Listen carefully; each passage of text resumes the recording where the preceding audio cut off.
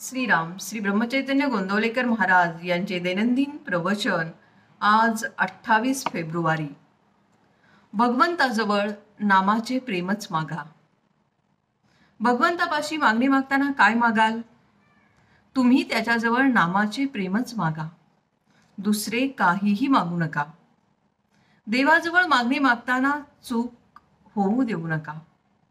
एखाद्या शिक्षकाने विद्यार्थ्यांना वर्षभर उत्तम रीतीने शिकवले, परीक्षेच्या वेळी परीक्षक कोणते प्रश्न विचारण्याचा संभव आहे हे सांगून त्यांची उत्तरे सुद्धा सांगून ठेवली, पण परीक्षक परीक्षा घ्यायला आला असता प्रश्नांची उत्तरे विद्यार्थ्यांनीच द्यायची असतात। तिथे शिक्षक हजर असला आणि विद्यार्थी उत्तर चुकीचे देतो आहे हे जरी त्याला दिसले तरी सुद्धा तिथे त्याला काहीच बोलता येत नाही। तशी माझी स्थिती आहे। म्हणून मागणी मागण्याचे काम तुम्हालाच करायचे आहे, तेव्हा त्यावेळी चुकीचे काही भलतेच मागू नका। एवढ्या करताच हा इशारा आहे। कोणतीही परिस्थिती असली तरी त्यामध्ये भगवंताचे स्मरण ठेवावे, म्हणजे बऱ्या वाईट गोष्टींचा परिणाम मनावर कमी होतो। मनुष्यावर संकटे आली की तो घाबरतो, परंतु परमेश्वराचे अस्तित्व मानणाऱ्यांनी तरी असे करणे योग्यच नाही। एखाद्या लहान मुलाच्या बापाने डोक्यावर पांघरून घेऊन बागुलबुवा केला तर ते मूल भीते, पण पांघरुणाच्या आतमध्ये आपला बापच आहे असे त्याला समजले की तो घाबरत नाही।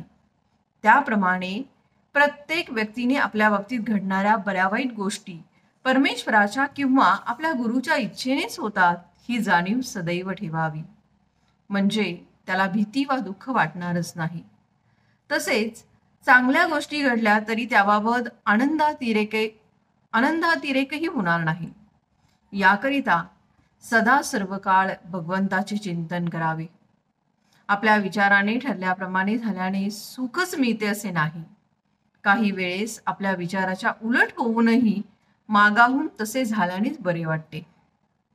म्हणजे कोणत्याही गोष्टीचे सुखदुःख तात्काळ कळत नाही हेच खरे।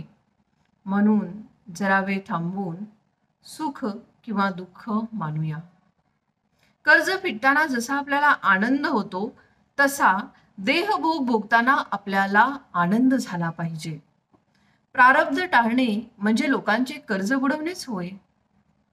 आपला म्हणजे मीपणाचा नाश आणि प्रारब्धाचा नाश बरोबरच होतो।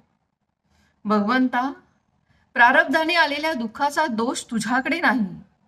जर त्या दुःखामुळे तुझे अनुसंधान टिकत असेल तर मला जन्मभर दुःखामध्येच ठेव, असे कुंतीने भगवंताजवळ मागितले।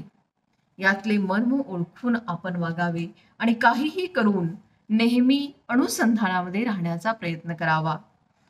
आजचे बोधवचन, भगवंताला अशी प्रार्थना करावी की देवा, प्रारब्धाने आलेले भोग येऊ दे, पण तुझे अनुसंधान मात्र चुकू देऊ नकोस। जय जय रघुवीर समर्थ।